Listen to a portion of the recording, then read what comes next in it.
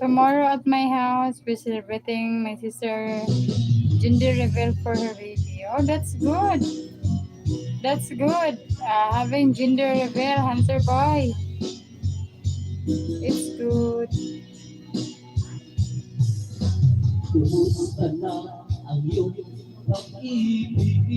Going back to sleep, Sisi. Okay, Daniel. Thank you for visiting my live stream. Bye bye, dear. Always take care. Sleep well, Daniel. Bye bye. Bye bye. Always take care. God bless you always, Daniel. Will be born March 10. Wow. It's gender reveal for tomorrow. Congratulations to your sister, Kuan.